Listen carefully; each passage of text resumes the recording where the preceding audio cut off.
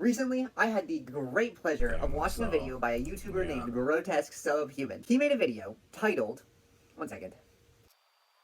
He made a video titled, Happy Halloween, costume maxing for life, as a trans, sure, why not?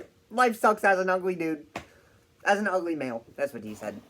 In it, they go through the Transmaxing Manifesto version number 6, and they give their thoughts. Also, they did mention watching my video, which made me very excited. Grotesque Subhuman, thank you for mentioning that. I saw there was a video where a transsexual talked about this transmaxing part 6. That being said, they did have a few points of confusion. I don't know, if you're a transsexual and I'm just like wrong and completely talking out of my ass, please tell me I'm wrong. Not that I have any transsexuals watching. And I would like to add a little bit of clarity. I meant from having a feminine body. Yeah, I mean, that would be kind of cool. I've always been, I mean, obviously, like, I find the female body far more attractive than mine. I hate my body a lot. Like, I've always had, like, severe body dysmorphic disorder. For, like, the first 35, 40 years of my life, I couldn't even look into a mirror because I was just that disgusted by myself. Why that is, I don't know. Is it just because, like, I'm ugly? Do I hate being a man? Like, I really don't know. But I always hated it. Superior female aesthetics, yeah. Access to the transbian dating pool. This is one of the negatives with, like, all these transsexuals is that, like, they have, like, their own language. You know, kind of how, like, us in the manosphere and, like, inkwells. Like, normies, like, they just get upset with us because, like, they say they don't understand, like, half the things we say.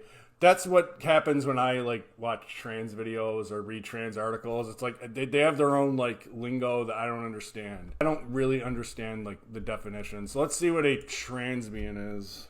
What is a transbian? Transbian is the transgender lesbian community. The trans community often pushes words together like the incel, involuntarily celibate community, does. Transbian, incel. Transgender lesbian, involuntary celibate. Short words. Transbian, a transgender woman who is sexually romantically attracted to other women. A transgender woman who is sexually attracted to other women, cisgender or transgender, any kind of woman, and often non-binary people as well. Often, trans women do not like men in a sexual capacity, and they may find themselves as lesbians in their new social role. They describe themselves as transbians in an attempt to further identify with their community group. In a similar way, incels may be part of the manosphere, but they are not the manosphere, they are incels. The term transbian is often confused for the concept of T for T, or transgender for transgender. T for T means trans for trans, basically a trans person interested in other trans people romantically or sexually. Are you T for T? Hell yeah! T for T, trans for trans, slang for a trans person that is looking to date, hook up with other trans people. I'm not T for T because I want to be with someone who understands me. I'm T for T because cis people are crazy. Often, trans people find themselves in T for T relationships due to a shared understanding of existence, of not fitting well within society as your birth gender, and making the decision to take steps away from it. There's also the shared understanding of the way you are treated in society, of gender dysphoria, which are feelings of discomfort within the body, of gender euphoria, which are feelings of comfort or happiness within the body, gender envy, which are feelings of desire to be someone of your desired gender, and other feelings that many trans people do have as they go through the process of transition. Cis people can often struggle to relate to a lot of the experiences as someone who is trans, and this lack of shared lived experience from an intimate partner can be difficult for some trans and some cis people to handle. Yeah, see, like, that's my fear if I transition, is like I'd look... It's much easier to look smacked as a girl than as a guy. And transition can bring many other benefits than just looks. A video about transmaxing as a multi-maxing de-incelization path is on the way as well. It may be posted now, it might be linked. Full body orgasms. I mean, I guess women have more like just fully engaged orgasms. Like when I watch multiple orgasms from penile stimulation. How do orgasms change on estrogen? This is a study that is called a proposed inventory to assess changes in orgasm function in transgender patients following gender-affirming treatments. Pilot study. In it, they find that after starting gender-affirming hormone therapy, which is estrogen hormone therapy in trans feminine people or testosterone therapy in transmasculine people generally. So after starting estrogen hormone therapy, trans women reported a significantly longer lead time to reach orgasm. AKA, it takes longer to come, almost twice as long, it looks like, going from 7.7 minutes to 14.2. And the orgasms last much longer, 8.5 seconds before compared to 34 seconds after. So, it takes longer to reach orgasm, but when you get there, it's much longer and maybe stronger. We'll see. Now, 72% of trans women after starting HRT now report experiencing orgasms in new additional body locations. What that means is that they feel the orgasm in different areas of their body. Instead of it being concentrated in the little head, it's spread out through the whole body. So this means that you feel it like in your core, in your body, you just shake a little bit. It's just very different. I don't know how to explain it. It's fun though. Anyways, so prior to HRT, 83% of trans women patients, they describe orgasms as single peak events, and 17% describe them as extended multiple peak leak. Meaning, like, one boom, everything is over very quick, versus boom, boom, boom, boom, boom, boom, boom, boom. Like, sometimes I'm, like, walking around, and it's still, like, boom. It's crazy. Oh, my gosh. Anyways. After HRT, 74% report longer and multiple peak orgasms, and 74% reported that the quality of their orgasms were better after starting HRT. So, orgasms, they take longer to get there, but when they're there, they're way stronger, they're way better, and they're multiple. So, like, the quality's better, the quantity's better, the experience is better. It just takes a little bit longer to reach it. Now, there are no significant differences observed in any of the domains between patients that had different routes of administration, meaning like sublingual or injection or like patches or gel or I don't know, oral. You could just take it. Now, trans women did report that an overall change in orgasm quality was the earliest to occur. So the orgasms got better first. That was the first change, which at an average of 7.5 months. And changes in orgasm location within the body was the slowest at an average of about 11.2 months. Meaning, the orgasms get better first, and then they start to, like, spread throughout your body, which I can relate through my own experience, which I have documented through a freaking transition journal, which is so cool. Anyways. Multiple orgasms from penile stimulation. This is another thing I don't understand about transsexuals. Like, what really classifies you as a transsexual?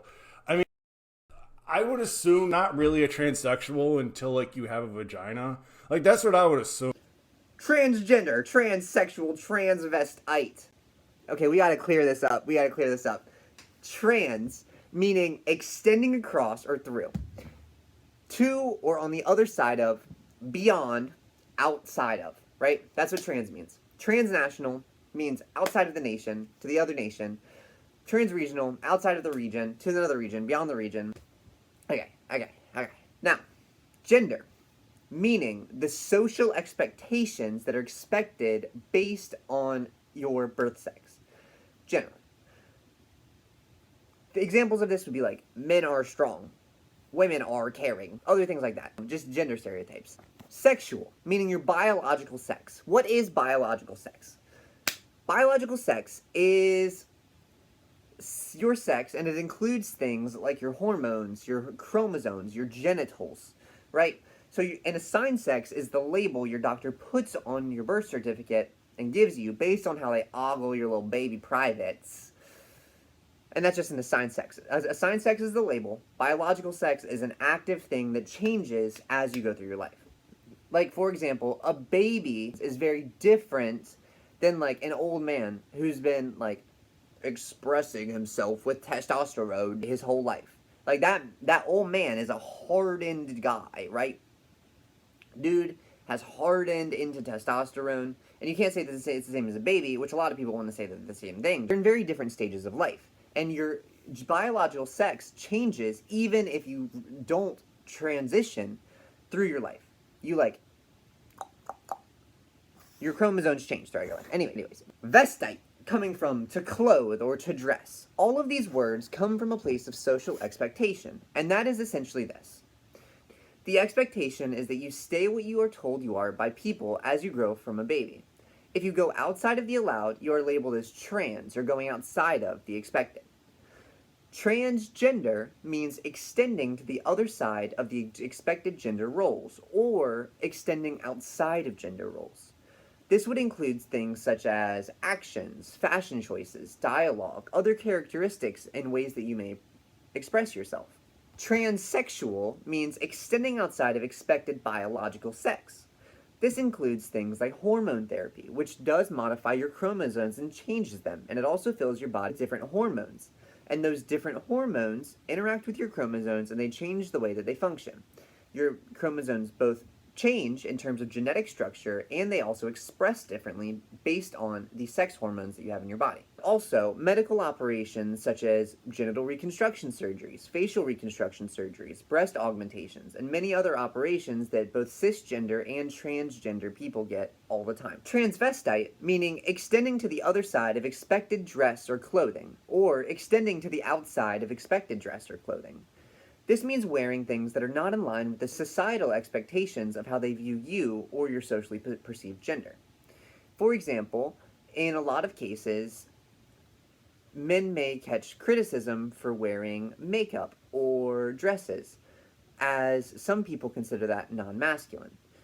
However, the clothes and the makeup do not have a gender. They are just pigmentation that you put on your skin or fabric that has pigmentation on it, in different cuts and styles. That's what you gotta do if you want to be a woman. I don't know. If you're a transsexual and I'm just like wrong and completely talking out of my ass, please tell me you will feel emotions stronger and be happier on estrogen.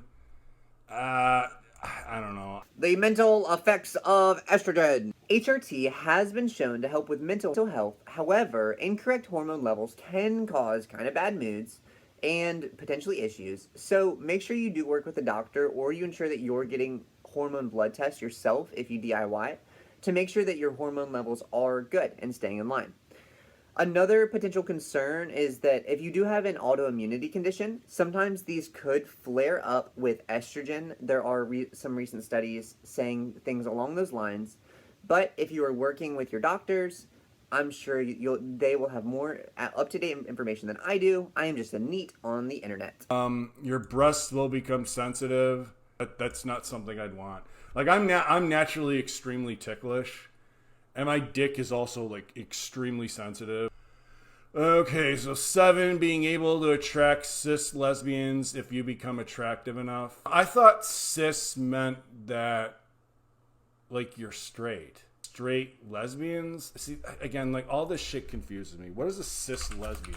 In the same way that trans means outside of the expected, cis means inside of the expected gender roles. In this way, cisgender means someone inside of the expected gender roles. A lesbian is a woman who likes women. Sometimes non-binary people are included. A cis lesbian is a cisgender lesbian.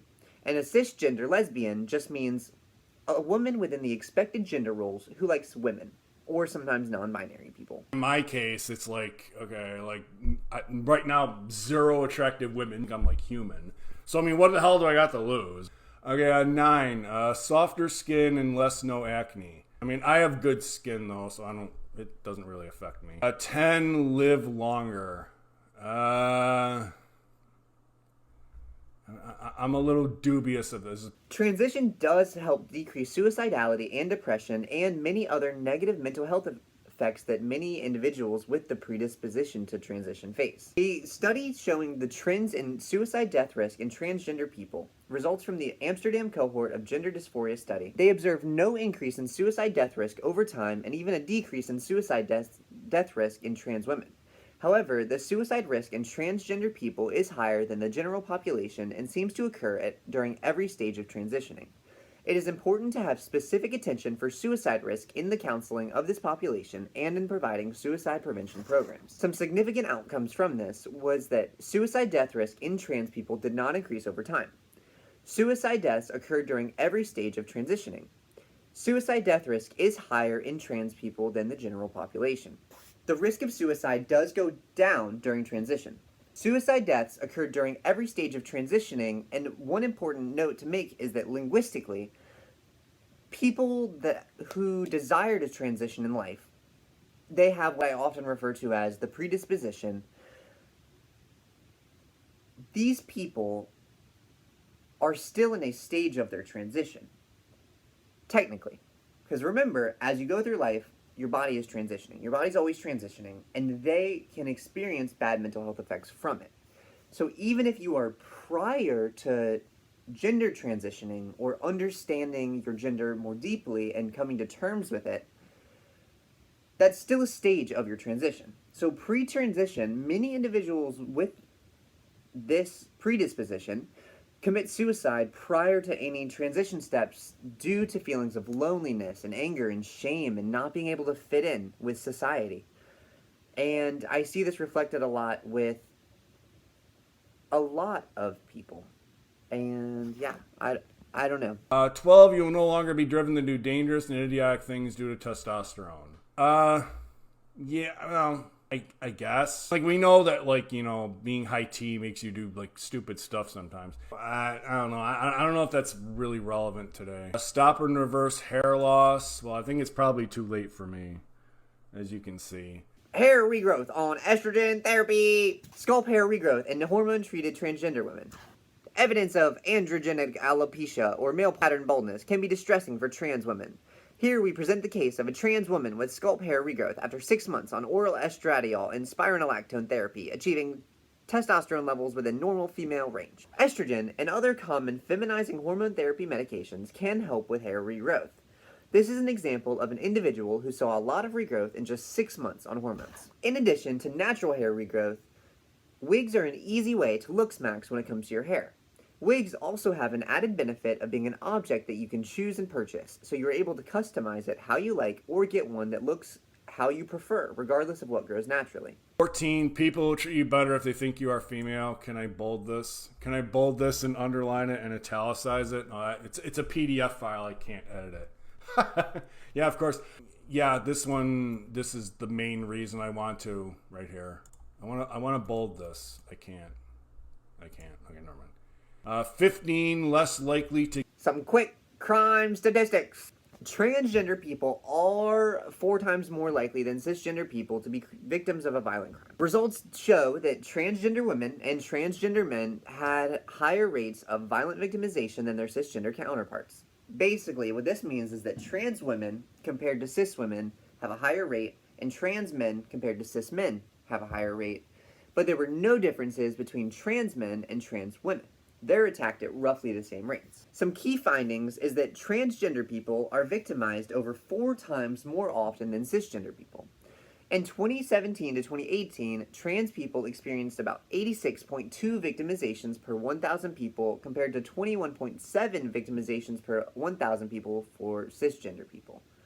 Although I can say for myself, like, access to female spaces, I mean, women are also disgusting in their own different ways. I don't really think that's a positive. 17, cheaper car insurance. I mean, that's true, undeniably true. For whatever reason, women get cheaper car insurance. Is it just like a testosterone thing or something? Why do women have cheaper car insurance? Generally speaking, men do pay more for car insurance than women do. Women generally drive less than men and get into fewer accidents, which makes them less risky to insure and results in lower rates. On average, young men pay much more for car insurance than young women. This is because car insurance providers find men to be riskier drivers than women. For the most part, men and women pay about the same amount for car insurance. For typical adult drivers, we found only a slight difference in the cost of insurance between men and women. We found a price difference of less than 1% between men and women in their 30s. According to this data, women generally drive less than men and get into fewer accidents, which makes them cheaper as a collective to insure. The difference in price is most reflected in younger ages, 16 to 20s, and evens out for the most part after 30s. Becoming MTF transsexual is a way better option than being a voluntary sub as a male. If you do not have autogynephilia as an incel, you can try to induce it. Autogynephilia, I think I know what that means. Isn't that like you like the idea of being a woman? Autogynephilia, an erotic interest in the thought or image of oneself as a woman. Okay, yeah, this is something I probably have. I think that's why how I looked this up before. Like my thing is that, well, one, I mean, I really hate my own appearance. I always have. I'm just absolutely disgusted by myself and my body. Like I hate everything about my body. I just think I'm gross as shit. In the role as a woman, you know, physically as a woman there. That may just be like a sign of my, you know, body dysmorphic disorder. I don't know. But I do have this autogynephilia thing, so yeah. That's one thing that would be easy for me. I picture myself as a girl. This part is a little bit less scripted and a little bit more rambly. So, Grotesque and anybody else that is dealing with this, I want to talk a little bit about body dysmorphic, gender dysphoria, and AGP. So you said you got AGP. I got the clip. I do have this autogynephilia thing, so. And that's fine. I called it. Oh my God, it's like, my God, you know, suffering is split, no questions asked. I would throw this existence away in a second. Hell, for years, I dreamed that I could be reincarnated as a woman. Like, that's what kind of kept me motivated and going on. It's like, I wish that I could be reincarnated as a woman.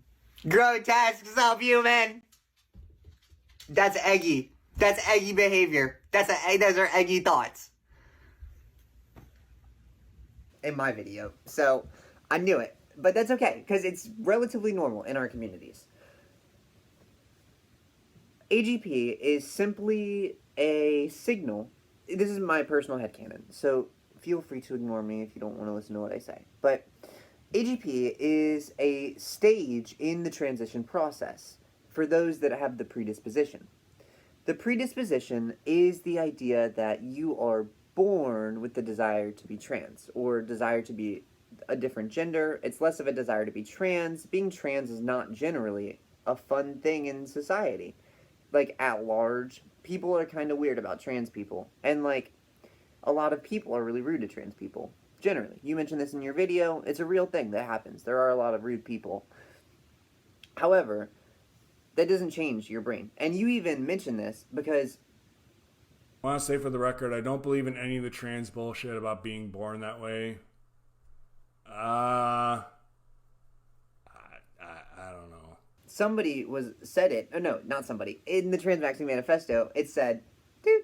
And that's you saying, like, no, that's them saying, I don't believe in this born is this way BS. And you're like, well, then you don't sound so sure or in agreement of their statement. And I agree with you there if you think that they don't. Or, like, I think they're wrong. I do think that a lot of people are born with the predisposition. And the way that this predisposition can present itself in a lot of people is through AGP. Which, AGP is like the desire to live as a woman. A lot of people think of it sexually, and you mentioned this sexually, of like embodying the woman in a sexual fantasy. But it can even be more than that. It can be things like wishing that you could wake up as a girl. Or like looking at the women around you and being envious of the life they get to live because of who they are in their existence. It can also express like desiring to understand women in a way that women understand women, or just really wanting to connect closely and just understand everything about their lived experience. Often in my past, I have tried to live vicariously through the women in my life while also appealing to the men, because that is what was expected as part of the male social currency, which I did want to fit into for a long time. And I always desired to be the women. I always wanted to be living their lives. I wanted to be doing the things they were telling me about. I didn't want to be hearing about it from them. I wanted to be doing it. I wanted to be, like, in their bodies. But not, like, in their bodies, but, like, their bodies. I wanted to be their body. And I think that's a common feeling for a lot of trans people before, whether it expressed itself sexually or like even like sissy hypno or like forced feminization or things like that. It's all stemming from the same desire to exist as something other than you are. And there's actually a really good paper that I read about this recently, and I'm going to make a longer video on AGP because it's something that needs to be discussed in depth, and there's a lot of misinformation around it, and a lot of people seem to think that AGP is what causes desire to transition, but in reality, it's the predisposition to be trans and the suppression of the, like, ability to be trans, or, like, the suppression of being able to, like, fit in society in a way that's not a man, because most of you aren't actually men. Or not most of you, but, like, most of the people with the predisposition are not actually men. They're either non-binary, or trans women, or some other, like, various non-man entity. Because a lot of them are neurodivergent. And with neurodivergence comes, like, an issue understanding your identity. It comes with body dysmorphia. It comes with eating issues. It comes with a lot of issues with understanding the world. But, anyways, AGP can present sexually. It can also present non-sexually. I am going to make a longer video explaining that and clearing up misconception. But I don't want anybody to think that AGP causes trans people. Having the predisposition to transition causes you to have AGP feelings and thoughts. That's really just it. And there's a really good paper I have exploring the connection between porn and this. And they just talk about desire and how you can't really control what you desire. You desire what you desire. And a lot of people do desire to live not as men, or to live as women, or to live as non-binary people. But they feel forced into masculinity due to the social expectations, the social requirements, the social necessity of maintaining your manliness. But anyways, I think that's really all I got on this one. It was unscripted. I've been talking for 6 minutes. I'm sure it's rambly, and you all are going to call me a troon anyway. And most of actually, the people that are going to do that probably haven't watched at this point. So if you're still here, I love you. I love you. There you go. Thank you for watching this. And if you are watching this, I imagine that you feel a lot of similar pain, and I am very sorry that we have the predisposition and have been forced to deny it for so long. But I don't know, it doesn't have to be denied, you know? Anyways, I'm going to make more videos about this. I have an AGP video to make and a transmaxing as multiple maxes theory to make. And I think they're going to be good. The transmaxing is multiple maxing. It's like transmaxing. Ready? I'm going to give you guys a spoiler. It's like a book where they tease the next one. Ah! Just kidding. Transmaxing as like looks maxing, status maxing, med maxing, and like maybe other kinds of maxing, but like transmaxing is really just multiple maxings rolled into one, and that makes it the ultimate max, because you can multiple max, you can multi-max to escape de-inceldom, and also be happier with your life. Okay, goodbye.